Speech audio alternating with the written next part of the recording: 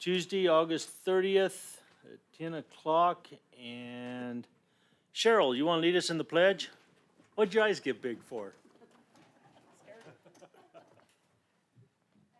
Allegiance to the flag of the United States of America and to the republic for which it stands, one nation, under God, indivisible, with liberty and justice for all.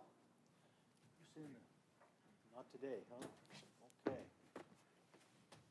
Then we'll get on with it, I guess. Okay, first we'll start with 2A, public hearings, information, discussion, action to convene a public hearing to hear from citizens on the fiscal year 2022 Community Development Block Grant, CDBG, application for CDBG regional account, funding in the amount of $118,158 that will be used for 6 proposed CDBG emergency repair projects in Gila County, and authorize the submittal of the application to the State of Arizona Department of Housing. Good morning, Melissa. Good morning, Chairman Klein and members of the board. This is our regional account. We had prior received that funding, on a yearly basis. It started to drop to the point where we paired up with Apache Junction a couple years ago. So because it was only in the 60s. So we paired up with Apache Junction, and so now this year's our turn, and we're at 118,000. We had public hearings on this. We had several that asked for roof repair, some flood damage, plumbing, that kind of stuff at the first public hearing. And so I'm here today to ask you to well, that's the information on the grant, and if there's anybody that would like to speak to that, but if you have any questions. Okay, Supervisor Humphrey? I just, so I understand it, so partnering with Apache Junction, then you guys just trade off years to Yes, sir. enable to do larger jobs or to help more people? Right. Because with the amount you had, you weren't able to? Okay. Yes, sir. Well, that's a good thing. Supervisor Christensen? Thank you, Mr. Chairman. Thank you, Melissa. I really don't have any questions. Thanks. Melissa, tell me about these 6 proposed projects. So 2 of them are some major plumbing issues that we've had with a couple of homeowners that have called us. We do emergency repair and generally pair it with our weatherization dollars so we can do a more holistic job, all-around job, if you will. So we have a waiting list right now of 92 people. That is a combination of major home repair, emergency repair, and weatherization. And we try to leverage all the dollars that we can so that we're only in the house one time, so to speak, as opposed to repairing a roof and then going back and doing insulation and then going back and replacing a hot water heater. So where are most of these projects located at, Melissa? All within Gila County. They're all except for tribal lands. So these. We have, there's Payson, Star Valley. We don't look at towns or cities, we Right. just look at Payson as a whole. So these 6 proposed projects are just scattered out through the county? Yes, sir. Okay. All right. Did that bring up any questions for you guys? You're good? All right, so with that, I'll open the public hearing. Lisa, do we have anyone in Payson that would like to address this? No, sir. Okay, how about on YouTube? And I do not see anyone here. So I'll close the public hearing part of it and ask for a motion. Mr. Chair, I move to approve FY 2022 Community Development Block Grant, CDBG, application for CDBG regional account funding in the amount of $118,158, and the submittal of the application to the State of Arizona Department of Housing.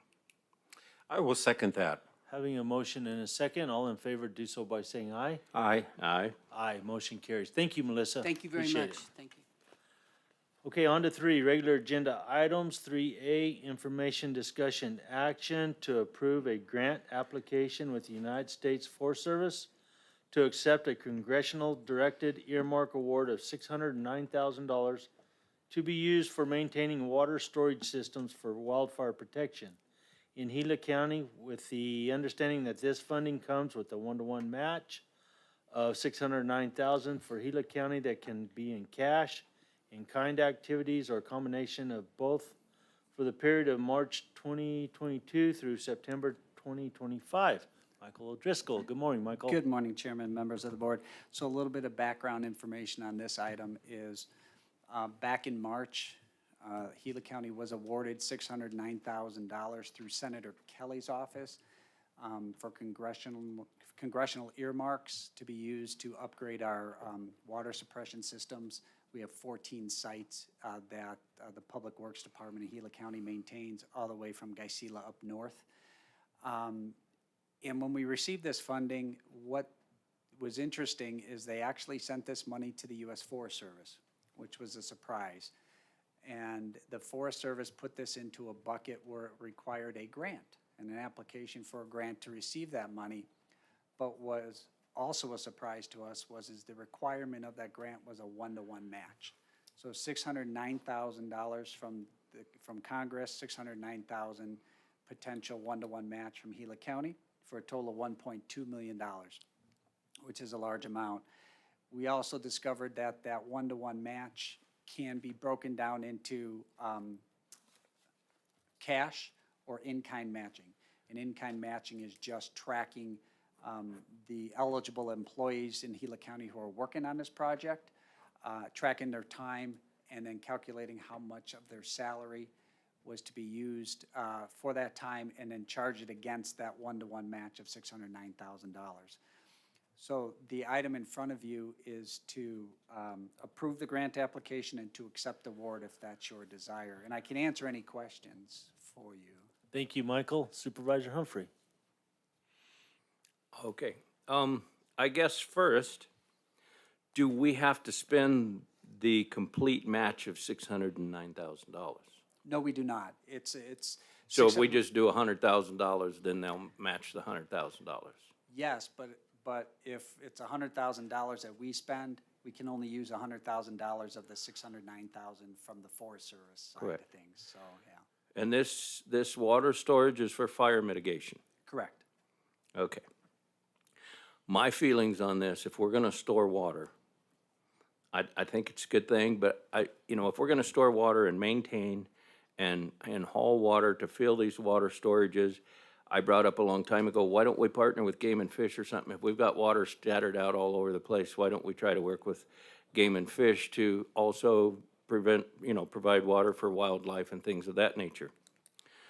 And I have a difficulty with it because in my district, the bushfire, they had a 13-mile lake they could have used, and they burnt 200,000 acres. So if we feel these little water storages scattered out amongst the northern part of Gila County for $600,000, how much fire prevention are we going to get if they had a whole lake and it didn't help? What are these little storages going to help? That's been a challenge over the last few years, sir, that's for sure. I have extreme mixed feelings about spending money to store water, and it's just sitting there. It's not helping wildlife. And in the past with our bladders, I don't know how much they were ever used for anything. I mean, do we have any data of them being used or what they were used for, or? Well, that's one of the challenges because we don't have a written data, which is what I like to see. And so moving forward with this, it's going to be a little bit tighter as far as if we're using them, how much are we using it, and at what day, what time, those kinds of things. We're going to start collecting the data. And we're doing the maintenance of hauling all the water to them, is that correct? Public Works, as well as the local fire district, they jointly do this once a year. They sort of fill them up. Okay. I have no further questions. Supervisor Christensen. Thank you. So this is largely in the northern part of the county along the rim country, and its intent is to have a rapid, quick response capability for helicopters dipping in, or also tender trucks being able to fill with water and work a fire in difficult terrain where we can keep the fire smaller rather than larger. So this is to improve the existing system, which is aging and deteriorating, with a more permanent solution that won't require a lot for decades to come. If I'm, Correct, sir. Yeah, what we have out there on these 14 sites are these large 10, 20,000 gallon water bladders, which Gila County over a period of the last 15 or so years has received their Army surplus, military surplus, I should say. Yeah. And and you can't get those on the market anymore. And so we went to all these 14 sites the last 2 weeks to inventory them, and I believe I sent the pictures. Several of the bladders have 20 repairs. Other bladders are flat. They're not going to be able to be used because they're too old. So this earmark would help us get tanks, plastic or metal tanks on the sites, like a tank system, 2 or 3 tanks, instead of bladders that could be deteriorate in the sun over time. okay. Yeah, and I think we've been trying to shoot for some kind of a long-term solution here. So this money, 609,000, or should I say up to 609,000, gives us the opportunity to spend 50 cents and get $1 for it. Correct. Yeah. Okay, thank you. You betcha, sir.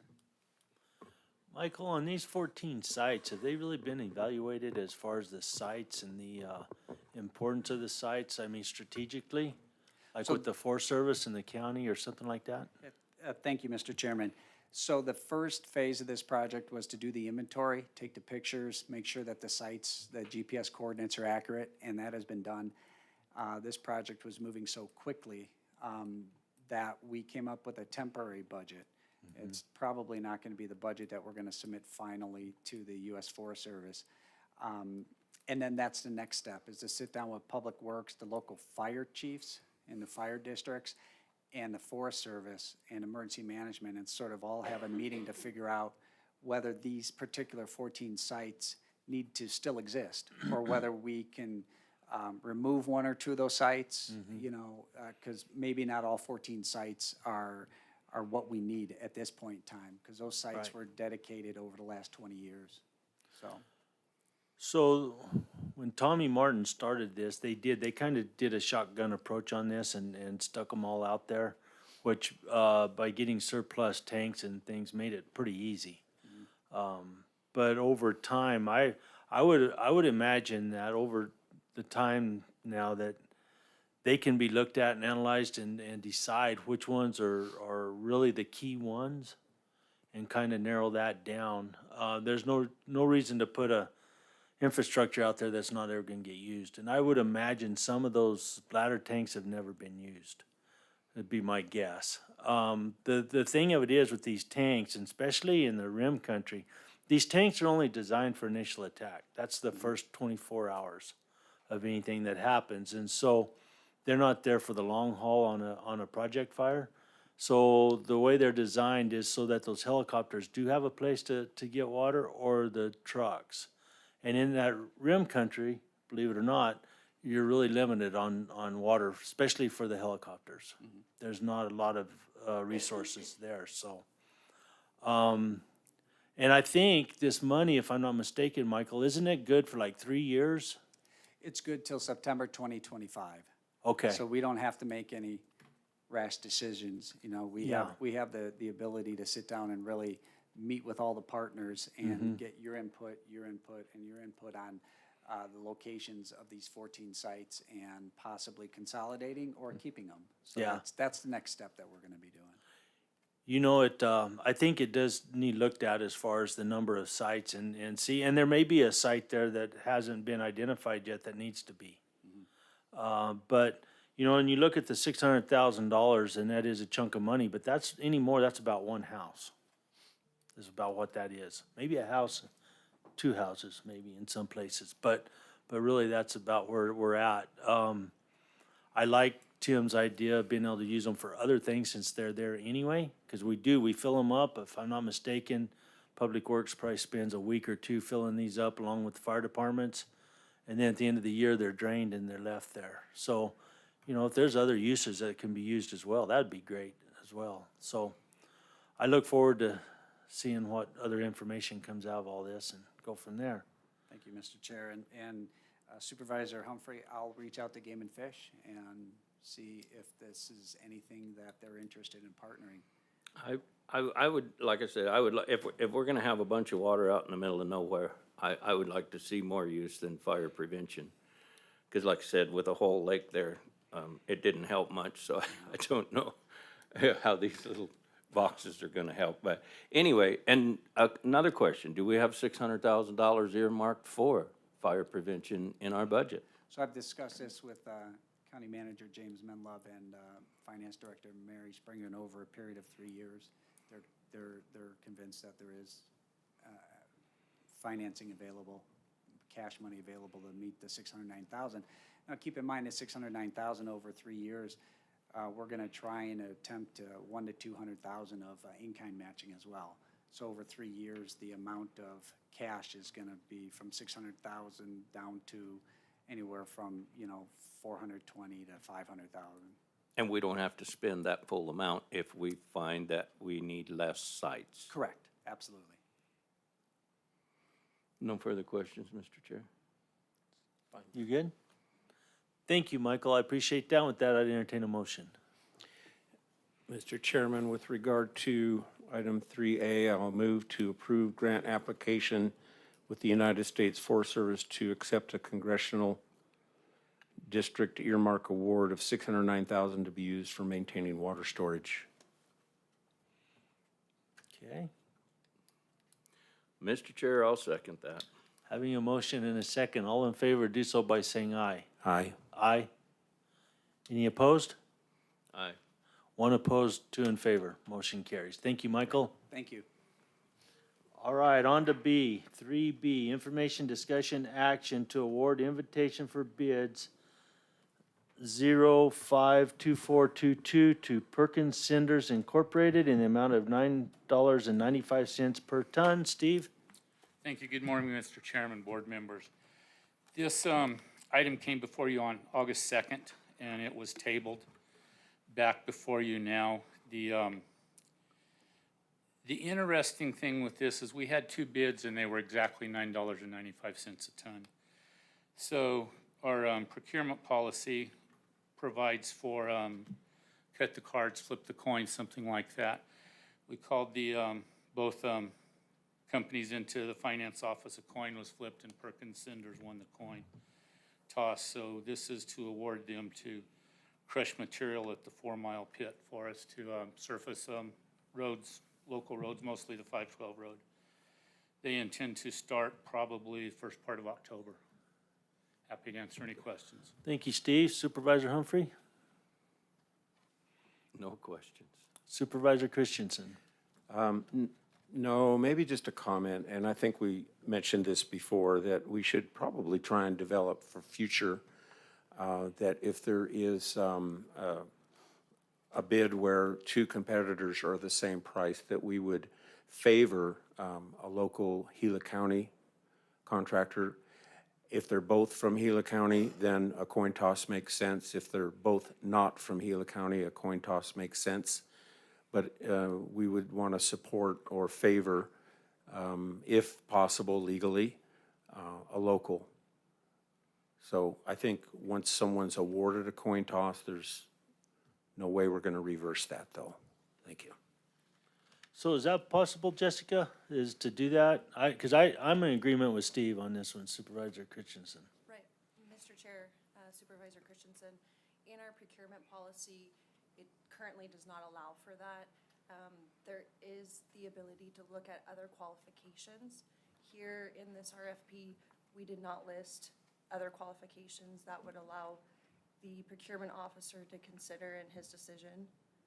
Perhaps we could look at that in the future, but for this situation, no. He did go ahead and call the parties into the office. He did the coin toss, so it's hard to reverse from that. Oh, yeah, no, I get that. But I do agree that if there's a tie like that and we have one in Gila County, then we should take the Gila County one. This is something that we could consider in, as far as implementing in our procurement policy. But yes, it's currently not in there. We might have an equal protection issue, so I would have to look into that. Can we pursue that, James?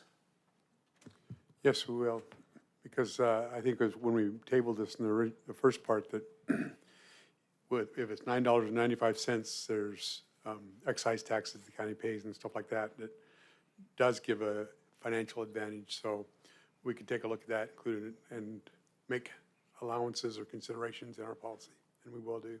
Okay, thank you. Thank you, Steve. With that, I entertain a motion. Mr. Chair, I move to award invitation for bid number 052422 to Perkins Center Incorporated in the amount of $9.95 per ton. I will second. Having a motion and a second, all in favor do so by saying aye. Aye. Aye. Aye, motion carries. Thank you, Steve. Thank you. 3C, information discussion to consider draft human resources policy number BOS-HRS-017 and administrative procedures HRS-017. Rick?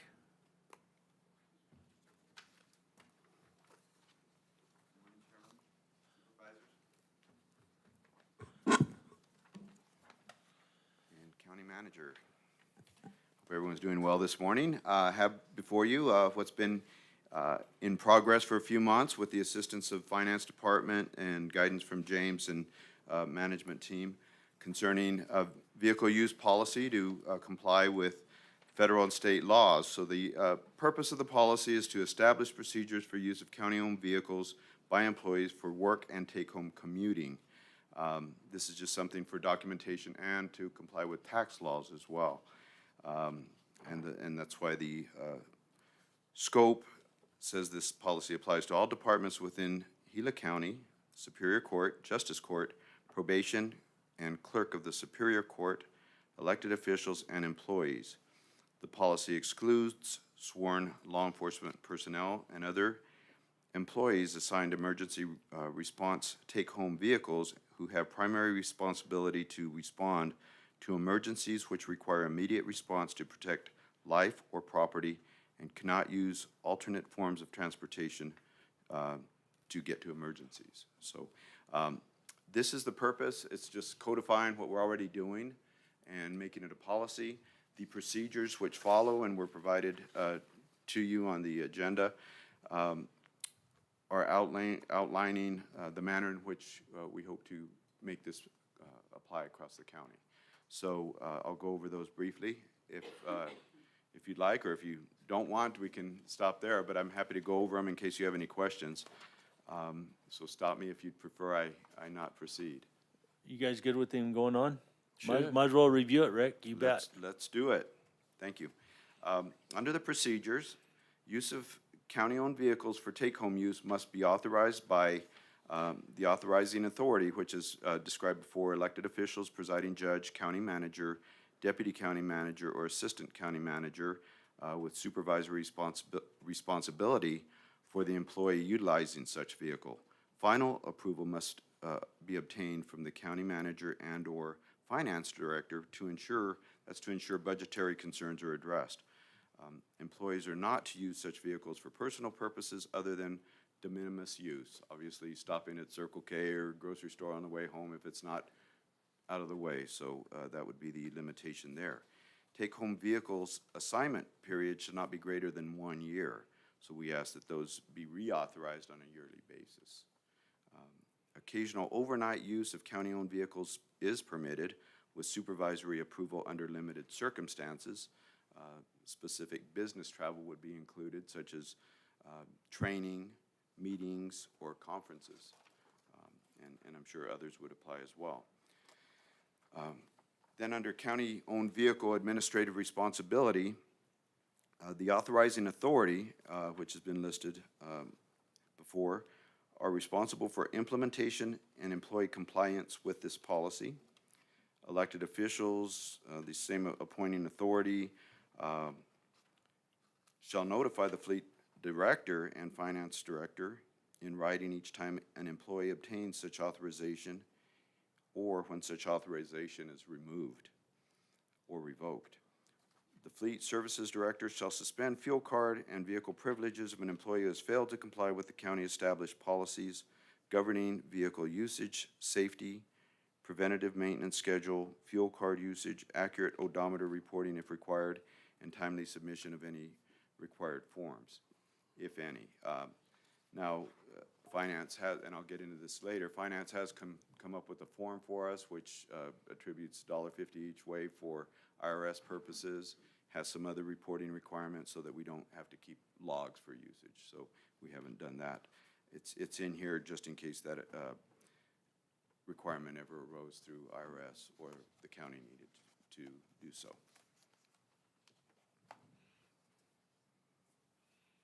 Authorizing authority shall provide a copy of the policies, procedure, and criteria governing employee use of county vehicles for work and commuting to the authorized employees, and maintain updated and current list of authorized take-home vehicles within their department.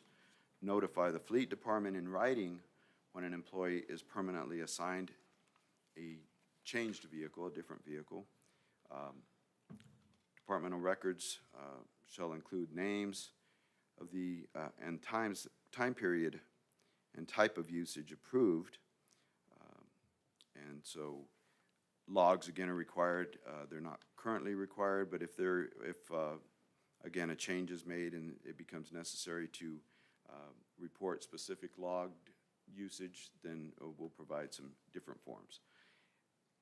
And the authorizing authority is to ensure that the employee complies with the county's established policies, including those governing vehicle usage, safety, vehicle preventative maintenance, scheduling, fuel, car usage, accurate odometer reporting if required, and vehicle use logs if required. So the employee's responsibilities are the final component. The employee is to complete a vehicle usage log, or in this case, documentation required by the finance department for take-home vehicle usage. And they're to provide human resources and risk management department with the and the director of the department a photocopy of his or her driver's license upon initial authorization for take-home usage, and immediately notify the human resources and risk management department and the employee's department director when any change occurs affecting his driver's license or driving privileges, just for liability purposes. Employees with county-owned vehicles used for commuting and work must comply with established policies and procedures, including vehicle usage and safety, obey all laws, preventative maintenance schedule, fuel card usage, accurate odometer reading if required, and vehicle use logs if required. The Fleet Services Director shall suspend driving privileges for failure to comply with provisions of this policy. Failure to provide necessary information and complete forms in a timely manner will result in the loss of a county-owned vehicle use. The employee shall park any county-owned vehicle in a safe location, securing windows and locking doors in an effort to prevent vandalism and vehicle theft. Passengers, including relatives, friends, children, and any non-county employee other than the volunteers or unpaid interns, shall not be permitted either to operate or occupy as passengers in a county-owned vehicle for any reason not related to an official county business. The employee must report any traffic accident or moving violation obtained in a county-owned vehicle to his or her supervisor not later than the first day following the incident. The supervisor shall forward such reports to the Human Resources and Risk Management Department upon receipt of such notice, or as soon as practicable. Revocation of privileges to utilize a county-owned vehicle may result from an employee's citation and/or accidents. Number 8, suspension or revocation of an employee's driver's license or loss of county-owned vehicle privileges may adversely affect an employee's employment with the county if that use of the vehicle is required. No employee shall operate a county-owned vehicle without a valid driver's license. Smoking is prohibited in a county-owned vehicle for safety reasons, And finally, violation of this policy may result in disciplinary action up to and including termination of any employment. Pretty basic stuff. I apologize for the long-windedness this morning. That's okay, Rick. It's all good. Supervisor Humphrey, any questions? I have no questions, and sometimes long-winded, you have to cover all your bases. Thank you. To prevent further issues, including Jessica. So, yeah, I think it's cut and dry. I thank you for it. Supervisor Christensen. Thank you, and thank you, Rick, for that. It looks like a good policy to me. So as we are trimming our fleet according to Mr. LaForge, we're downsizing some of these assigned vehicles and moving toward a sort of rental ideal with some employees. Is that language involved in this policy as well, as all of those items would also apply to anyone that is taking one of our vehicles through the rental policy system? We will have to revisit that and create a different policy for the limited purposes. This one's more for the take-home use. So the form, for instance, that they might have to sign for wouldn't be for the $1.50 a day that IRS requires. It would just simply be complying with the laws, having a valid driver's license, and how to properly care for it when they check it out. Well, and really, a lot of this other too, like not using it for personal business, not smoking in it, all those other things, yeah. So we'll tailor this down for that purpose and Okay. work with Public Works to get that, and Fleet Department to get that in place as well. Okay, great, thanks. And legal, Jessica's assisted us in reviewing this form already and has indicated her approval. And I would ask that with the board's permission, we'd like to set it for next week for consideration and approval. I have no issues with that. Okay, thank you. Yeah, thank you, Rick. Appreciate it. Thank you. Okay, moving on to number 4, call to the public. Lisa, do we have anybody in Payson for call to the public? No, sir. And how about YouTube? Is there anything on there? How many people's on YouTube today? 15, good deal. None here, so moving on to number 5. At any time during this meeting pursuant to ARS 38431.02K, members of the Board of Supervisors and the county manager may present a brief summary of current events. No action may be taken. James, what do you got for us? Mr. Chairman, members of the board, I'd like to make an announcement that with the retirement of Mr. Homero Vela in June and the pending retirement of Miss Jackie Sanders in December, that we have conducted a search for replacements for those two, or actually for Mr. Vela's assistant county manager spot. So we did a recruitment, have gone through recruitment and conducted interviews and actually found 2 very qualified and what we think are very competent, able, and will contribute significant amounts to Gila County. One is an internal candidate, Mr. Michael O'Driscoll, that has been promoted to assistant county manager. We are excited to have Mr. O'Driscoll as part of our team and continuing part of our team. As you are all aware of Mr. O'Driscoll and what he does, he will contribute to the county, and we're grateful that he has accepted this new assignment and new challenges. So I'm grateful for Mr. O'Driscoll and looking forward to working with him even closer than as Health and Emergency Management Director. One of his assigned departments will be Health and Emergency Management, so I believe that the Health and Emergency Management Department will operate seamlessly and flow without any hitches or any issues or any problems at all by this internal promotion and advancement for Mr. O'Driscoll. Second was a candidate that is an external candidate. He is from Gila County originally, Mr. Richard Davies, that has accepted the position as Assistant County Manager. And we were very impressed with his organizational capabilities and his ability for leadership, management, direction of employees and staff. So we're excited that he will be starting, I believe, 3 weeks from yesterday. He currently works for Waste Management and manages a large area between Tucson and the valley of sites, and so has hundreds of employees that he is responsible for through Waste Management. But he's been looking forward to coming home with his family, bringing his family back to Gila County, and so we're excited to have that opportunity that we can bring a local individual, Mr. Davies, and his family back to Gila County. And Mr. Davies has accepted the position, and look forward to having him on board. It'll be a process that I've met with the admin team of what duties and responsibility each of these individuals will have.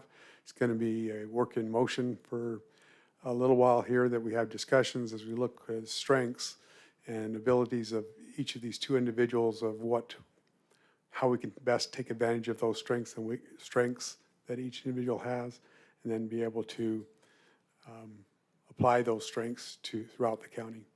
So we're looking forward to that, and I'm excited to have two really good candidates that we can have both as assistant county managers for Gila County. Thank you, James. Michael, you going to give us an acceptance speech here, or are you just going to sit there and be quiet?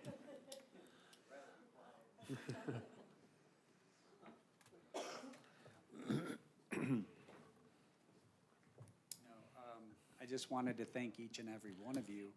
During COVID, we got to know each other on a more personal basis, and your support during COVID showed me a lot about you as individuals, and I'm honored that you're going to trust me with this position, and I'm honored that James Menlove, chose me for this position, and I won't let you down. Well, congratulations, Michael. Thank you very much. Appreciate it. Congratulations. We're good. So, thank you. Any questions? No? Do you guys have any questions? I just have one question. Just curious. I understand that Homero Villa did retire. I was just wondering, with positions changing and things going, is he still available, or are we able to reach out to him for his professionalism if necessary? Mr. Chairman, Supervisor Humphrey, I did communicate with Mr. Vela in the last couple of weeks and inquired of how he was doing, how his family's doing. He's doing well, and that he is willing and able and ready to come and assist Gila County in any way, as he put it, that would provide benefit to Gila County. So yes, he is available, and we keep that in our pocket, and being able to utilize Homero and his skills and talents as needed. Thank you, Mr. Chair. No further questions. Are you good, Steve? Yes, I'm good, thank you. Okay. Thank you, James. Okay, Supervisor Humphrey, you want to go first? Just got a new month coming, so starting my meetings back with all the meetings that I have in the radio. I like to get out in front of the people, and so I look forward to my meetings coming. I'd like to thank staff and the other supervisors for the work at the fairgrounds, for supporting that work. It's looking nice out there. It's a lot safer environment for our fair coming. It's just great to see the dust getting blown off that place and possibilities coming in. And, with the old buildings tore down and the things out there that weren't necessarily safe, to watch that go away and getting all the new stuff done before the fair. My hat's off to staff. Thank you very much, and to the other supervisors for supporting me in this project as we go forward to increase our infrastructure and things going on here in Gila County. So I appreciate that. Thank you, Tim. Supervisor Christensen? Thank you, Mr. Chairman, and absolutely, it's a pleasure to see that we're improving the fairgrounds here in southern Gila County. And just let everyone know, we are going to have the Northern Gila County Fairs coming up around September 8th or so. And is that going to be on our agenda next week? Mr. Chairman, Supervisor Christian said yes, that to participate and promote with the Northern Gila County Fair, yes, that will Yes. be on the September 6th Okay. agenda. I thank to you for that. approve financial support for that event. Yeah, thank you for that. And I just learned today that very quickly the state forestry offices are going to be moving into our 260 facility. Yes, Mr. Chairman, Supervisor Christian, they've been moving in this week. So the Department of Forestry and Fire Management for the state is a local presence in Gila County that they can address issues more quickly, more readily, and have boots on the ground very quickly when events happen. That's just a fantastic development there. And also, it's been a busy couple of weeks. We've had the oldest rodeo, again, 139th annual. There was a parade that I was privileged to be in. Went to an APS seminar or whatever you want to call it at Little America. Very interesting there. They want to go completely carbon-free by 2050. They're going to rely on developing technologies to accomplish that, so it's a fairly ambitious goal. Was able to be there when we had the Vietnam replica wall arrive, and also had a ceremony on that this last Saturday. The veterans had a stand down, what they call a stand down, really very well attended thing at the Moose Lodge in Star Valley. Was able to be there, and was also then at the Reagan Day dinner along with Supervisor Humphrey was there as well. It was sold out, a really great event, probably the largest political event that Gila County has seen. Blake Masters, Kelly Lake, Eli Crane were all there. And then yesterday, I had the privilege of hiking 9.3 miles with Mr. Gary Morris on the Flume Trail to survey damage, if there was any. Fortunately, there wasn't a lot of extra damage as a result of the fire and rains, but that was what I would refer to as a grueling 9.3 miles. And that is actually the easiest of the trails that need to be improved. The Bob Bear Trail is apparently much more grueling, so I'm electing not to go down that trail because it took 9 hours to accomplish this one. And so I was happy to be done with that when it was done, and I learned a lot. And one of the things I learned the most was the people that are rescuing the public down in that canyon are really putting their own lives on the line to do it. It's a very strenuous and dangerous rescue. So it is our intention, my intention, to once again fire up a large meeting with those that are involved with the decision-making to really get this done. There's been some holdups, reluctance in decision-making, and so I'm going to be really putting a lot of pressure on trying to get that done so we can make these improvements and have rescue equipment able to get down to the bottom of the canyon more swiftly. Thank you, Mr. Chairman. Good job. So I was we were at the Moose on Saturday for the stand down, and like Supervisor Christensen said, it was a really good deal. A lot of people were coming in and out of there, a lot of veterans, and participating in all the services that was there. Also, I was able to hit the last part of the wall with the celebration there about 1 o'clock, I guess. When I rolled in there, it was just breaking down. So, but a lot of people have been going in and out of that. Heard a lot of good things about it. Really, really cool deal there. I had an executive board meeting with the workforce board last Wednesday. We have issues with that, and I'll be headed to Sholo tomorrow to work some more on that and try and get some things pulled together. We had a healthy forest discussion with SRP, which you were a part of, and I think that went really well. There's some things there that I do believe as a county that we need to have more discussions on and participate in this project. The only thing that I